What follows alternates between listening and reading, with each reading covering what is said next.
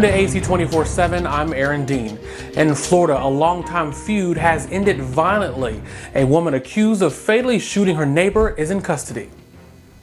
The Marion County Sheriff says that Susan Louise Lawrence was arrested for the June 2nd shooting of Ajika Owens, the mother of 4.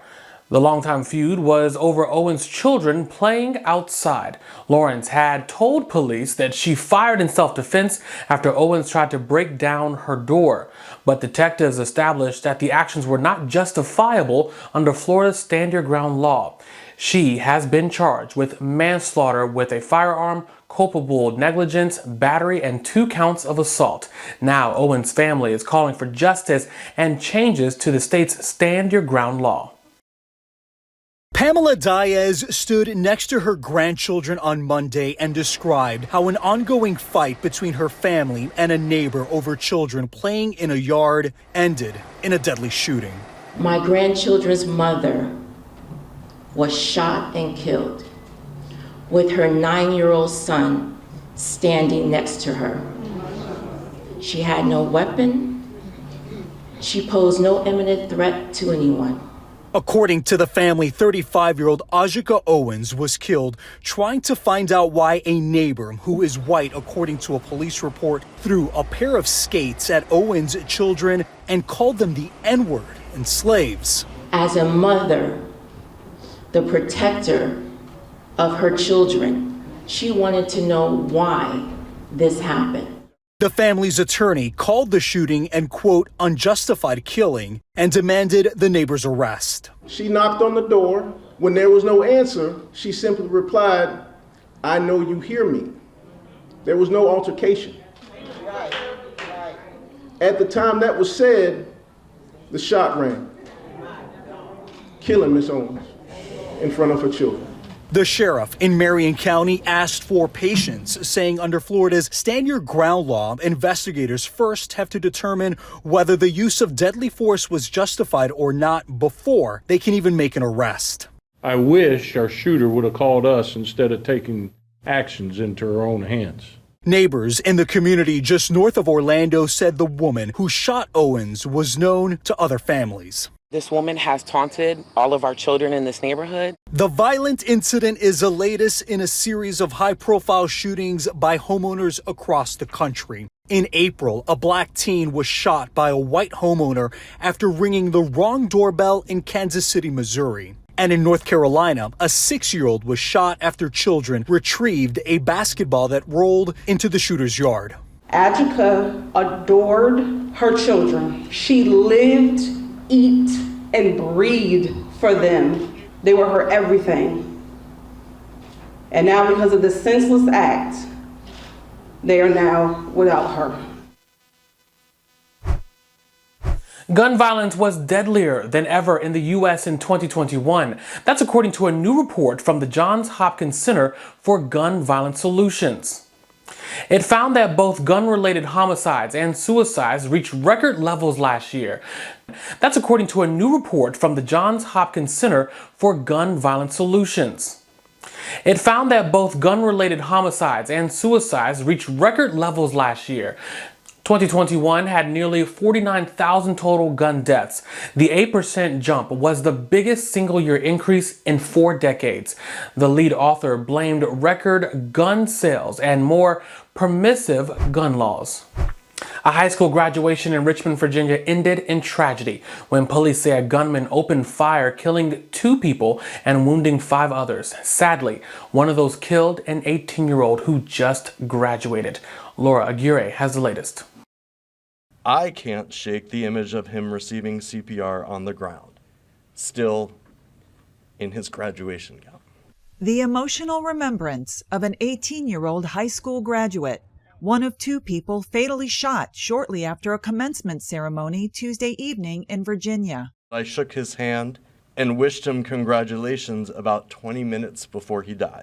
Richmond police confirming the victims' names on Wednesday. Sean D. Jackson, age 18, and Renzo R. Smith, age 36. These individuals are stepfather and stepson. The family ties continue with a 9-year-old girl hit by a car in the chaotic aftermath. She is still in non-life-threatening condition with very minor injuries, but she is related to this family as well.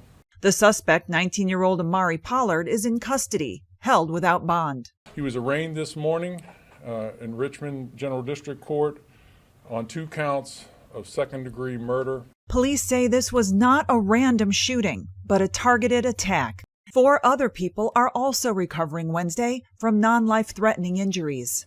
And Richmond residents are coping with being one of the latest U.S. cities impacted by a mass shooting. I'm Laura Aguirre reporting. A young gun control advocate is leading a multi-day sit-in at the U.S. Capitol.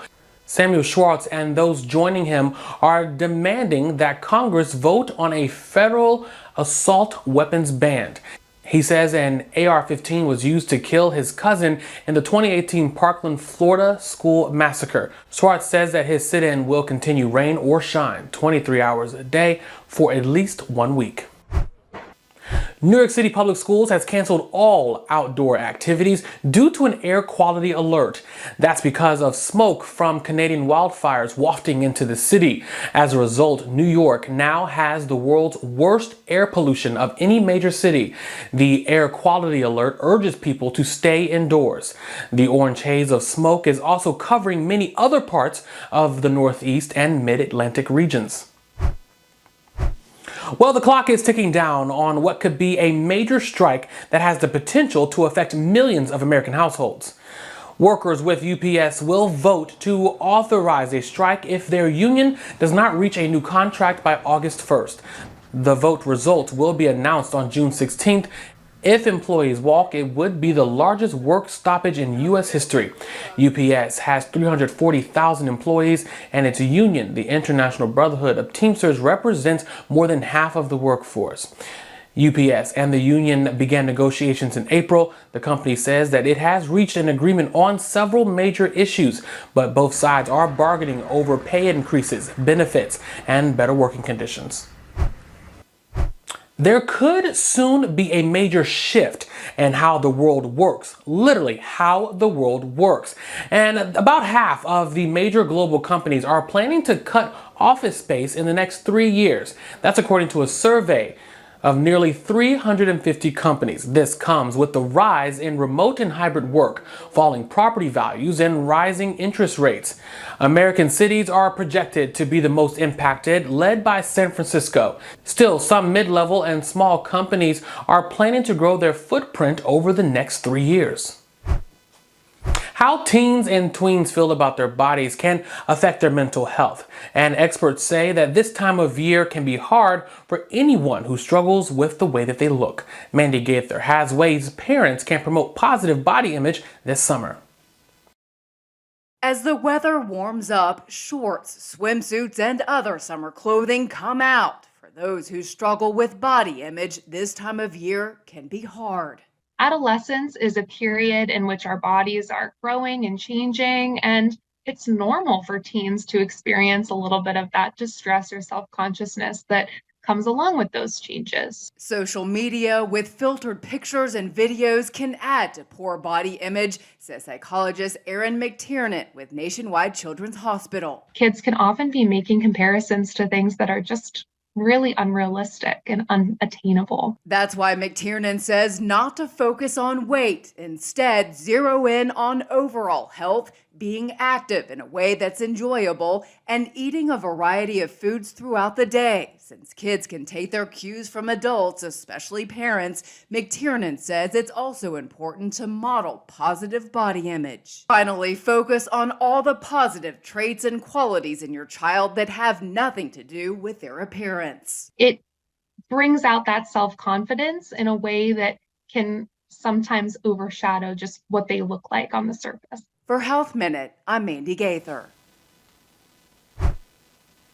And thanks for joining us for AC 24/7. For more, go to theadvocatechannel.com and subscribe on the Advocate Channel YouTube page. For AC 24/7, I'm Aaron Dean.